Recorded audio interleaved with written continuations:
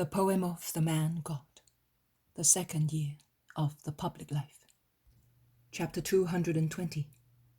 Jesus at Magdalgad Incinerates a Pagan Idol. 16th of July, 1945. Ashkelon and its market gardens are already but a memory. In the cool hours of a wonderful morning, Jesus and his disciples, turning their backs to the sea, direct their steps towards the low but beautiful green hills rising from the fertile plain. His apostles, who are both well-rested and satisfied, are all in good fettle and speak of Ananias, of his slaves, of Ashkelon, of the tumult in town when they went back to take the money to Dinah. It was my fate that I should be in straits because of the Philistines. After all, hatred and love have the same manifestations, and I, who had never suffered at the hands of Philistine hatred, was almost wounded by their love. They were on the point of capturing us to compel us to tell them the whereabouts of the Master. So elated were they because of the miracle. And how they shouted, didn't they, John? The town was boiling like a pot. Those who were upset would not listen to reason, and they were looking for the Jews to thrash them. Those who had been benefited, or their friends, were endeavouring to persuade the former that a God had passed by. What a turmoil! They can talk it over for months. The trouble is that they talk with clubs rather than with their tongues. Well, it's up to them. They can do as they like, says Thomas. But they are not bad, remarks John. No, they are only blinded by so many things, replies the zealot. Jesus does not speak along a good stretch of the road. He then says, Here, I will now go up to that village on the mountain, while you go on to Ashdod. Be careful, be gentle, kind, and patient. Even if they laugh at you, bear it in peace, as Matthew did yesterday, and God will help you. At sunset, leave the town and go to the pond near Ashdod. We shall meet there. But, my lord, I will not let you go all alone, exclaims the Iscariot. These people are violent. It is not wise. Do not be afraid for me. Go, Judas, and be prudent yourself. Goodbye. Peace be with you. The 12 go away, but they are not very enthusiastic. Jesus looks at them depart, and he takes the cool, shady path up the hill. The hill is covered with olive, walnut, and fig trees, and with well-cultivated vineyards that are already promising good crops. On the plains there are little fields of cereals, while white-haired goats are grazing on the green grassy slopes. Jesus arrives at the first houses of the village. He is about to enter when he meets a strange procession. There are women shouting, men howling an alternate lament, and they are performing a kind of dance round a blindfolded billy goat, which they beat while proceeding. The knees of the animal are already bleeding after stumbling and falling on the stones of the path. Another group of people who are also shouting and howling are moving round a carved simulacrum, which is really very ugly, and they hold up pans full of embers, which they keep alive by spraying resins and salt over them. At least I think that is what is happening, as the former smell of turpentine and the latter crackles like salt. Another group is gathered round a wizard, before whom they continuously bow, shouting, By your strength, men. You only can, women. Implore the god, men. Remove the witchcraft, women. Order the matrix. Save the woman. And then all together, with a hellish howl, shout, Death to the sorceress! And they start all over again with a variant. By your strength, you only can. command the god to let us see, order the billy goat to show us the sorceress. And with another hellish cry, who hates the house of Farah? Jesus stops a man of the last group and kindly asks him, "What is happening? I am a foreigner." The procession has stopped for a moment to beat the billy goat, spray resins on the embers, and take breath. And the man explains. "The wife of Farah, the great man of Magdalgad, is dying in childbirth. Someone who hates her has cast a spell on her. Her womb has become strangulated, and the child cannot come into the world. We are looking for the sorceress to kill her. Only that way Farah's wife can be saved. And if we do not find the sorceress, we will sacrifice the billy goat to implore supreme mercy from the goddess Matrix." I now realize that the monstrous puppet is a goddess. "Stop! I can cure the woman and save her son. Tell the priest," says Jesus to the man and to 2 more who have approached him. "Are you a doctor?" "More than a doctor." The 3 men elbow their way through the crowd and go to the idolatrous priest. They speak to him. The rumor spreads. The procession, which had set out again, stops. The priest, imposing in his many-colored rags, nods to Jesus and orders, "Young man, come here." And when Jesus is near him, "Is what you say true? Mind you, if what you say does not happen, we will infer that the spirit of the sorceress is embodied in you, and we will kill you in her place." "What I said is true. Take me to the woman at once, and in the meantime, give me the billy goat. I need it. Remove the bandage from its head and bring it here." They do so. The poor, stunned, staggering, bleeding animal is brought to Jesus, who caresses its thick black coat. "Now, you must obey me in everything. Will you do that?" "Yes!" shout the crowd. "Let us go. Do not shout any more, and stop burning resins. It is an order." They enter the village, and along the main street, they go to a house situated in the center of an orchard. Shouting and crying can be heard through the wide-open doors, and above all, the lugubrious, dreadful laments of the woman who cannot give birth to her child. They run to tell Farah, who, looking wan and with ruffled hair, comes forward together with 2 weeping women and some useless wizards who are burning incense and leaves on copper pans. "Save my wife! Save my daughter!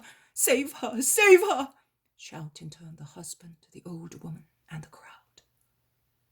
"I will save her and her boy as well, because it is a boy, a very healthy one, with 2 sweet eyes the hue of a ripe olive, and dark hair on his head like this fleece." "How do you know? What? Can you see also inside a womb?" "I see and penetrate everywhere. I know everything, and I can do everything. I am God." If he had thrown a thunderbolt, the effect would not have been the same. They all threw themselves on the ground as if were dead. "Stand up. Listen. I am the powerful God, and I cannot bear other gods before me. Light a fire and throw that statue onto it." The crowds rebel. They begin to doubt the mysterious God who orders the goddess to be burned. The priests are most indignant, but Farah and his mother-in-law, who are interested in the woman's life, oppose the hostile crowd, and since Farah is the great man in the village, the crowd checks its anger. But the man asks him, "How can I believe that you are a god?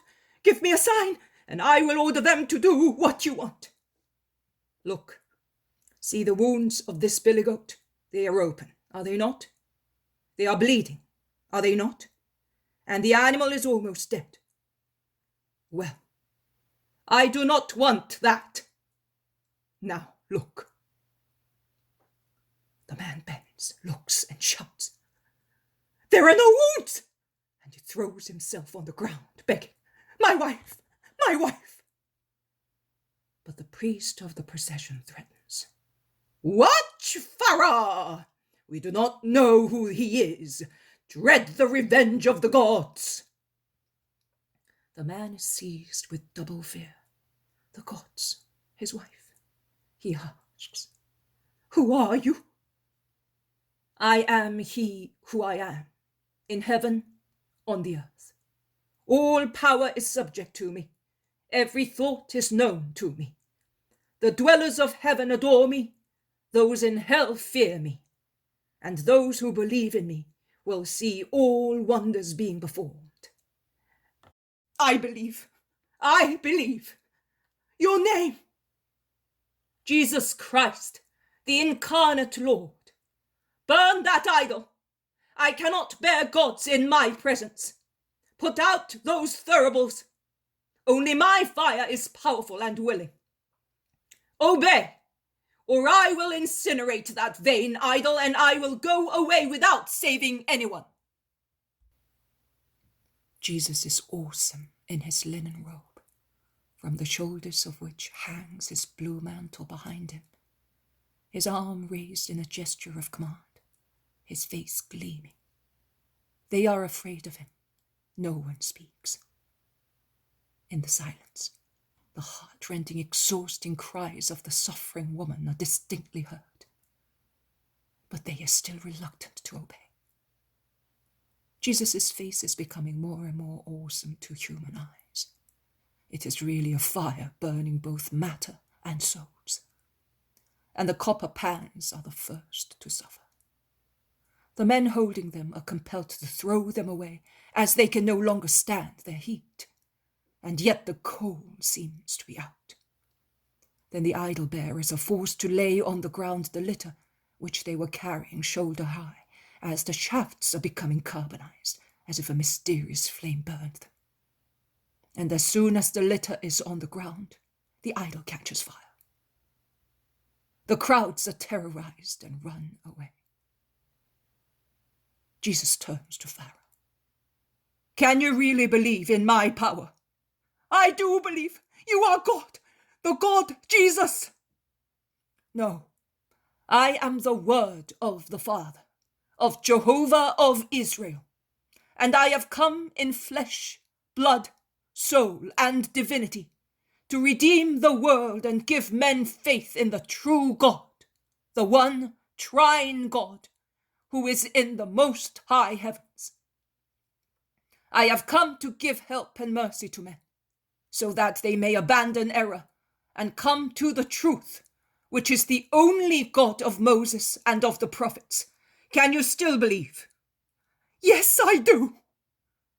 "I have come to bring the way, truth, and life to men, to demolish idols, to teach wisdom. Through me, the world will be redeemed, because I will die for love of the world and for the eternal salvation of men. Can you still believe?" "Yes, I believe."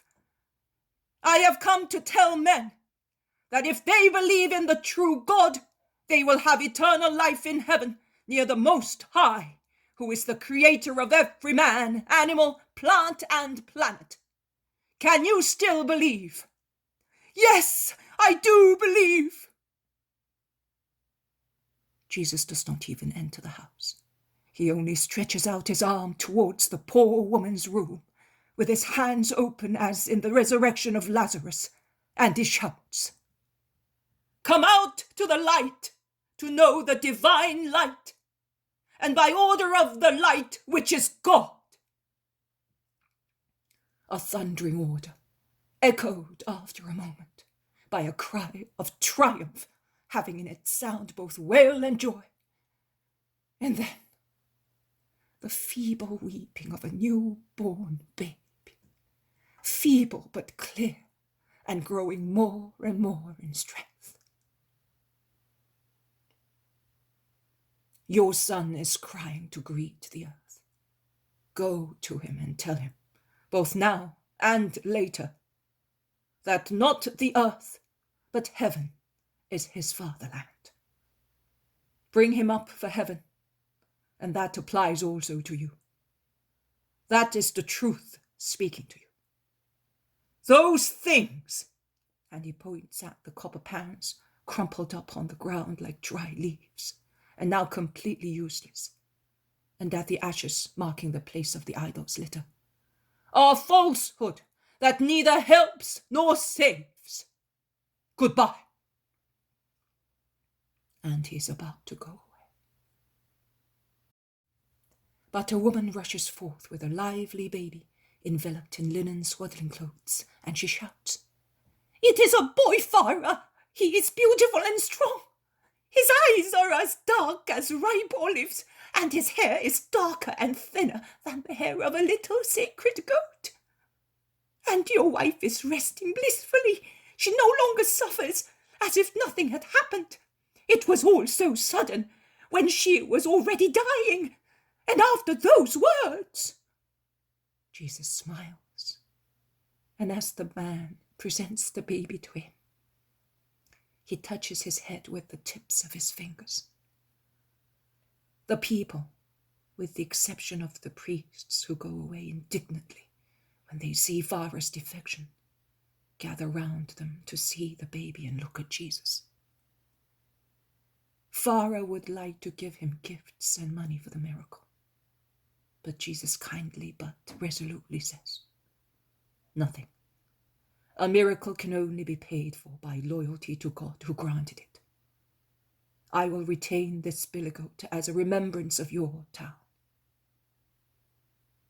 And he goes away with the billy goat, which trots along beside him, as if Jesus were his owner. And now that it is cured, it looks happy and bleats for joy of being with one who does not strike it. They go down the slopes of the hill and takes the main road which leads to Ashdod. When in the evening near the shady pond Jesus sees the apostles coming, their amazement is reciprocal as they see Jesus with the ram, and he sees them with the disappointed faces of those who have not done any business. "A disaster, Master! They did not hit us, but they drove us out of town. We have been wandering about the country and we got some food, but we had to pay highly for it, and yet we were kind," they say desolately. "It does not matter. We were driven away also at Hebron last year, but this time they honored us. You must not lose heart." "And what about you, Master, and the goat?" "I went to Magdalgad. I incinerated an idol and its thuribles. I made a baby boy come into the world. I preached the true God by means of miracles, and I took this goat, destined to an idolatrous rite, as my reward. Poor thing, it was covered with wounds." "But now it is all right. It's a wonderful animal." "It is a sacred animal, destined to the idols. Yes, it is now sound. The first miracle I worked to convince them that I am the powerful one, and not their piece of wood." "And what are you going to do with it?" "I am taking it to Marziam. A puppet yesterday, a goat today. I will make him happy." "Are you going to take it with you all the way to Bether?" "Of course. I see nothing horrible about it. If I am the shepherd, I can certainly have a ram. We will give it to the women, and they will go to Galilee with it. We will find a little she-goat. Simon, you will become the shepherd of little goats. It would be better if they were sheep, but there are more goats than lambs in the world. It is a symbol, my dear Peter. Remember that. By means of your sacrifice, you will make many lambs of rams. Come, let us go to that village among the orchards. We shall find lodgings either in the houses or on the sheaves which are already tied up in the fields. And tomorrow we will go to Jabneel." The apostles are surprised, grieved, disheartened. They are surprised at the miracles, grieved because they were not there, disheartened because of their inability, whereas Jesus can do everything. He, instead, is so happy, and he is successful in convincing them. Nothing is useless, not even defeat, because it deserves to make you humble, whereas speech serves to make a name. Mine resound and leave a remembrance in hearts. And he is so persuasive and bright with joy that they also cheer up.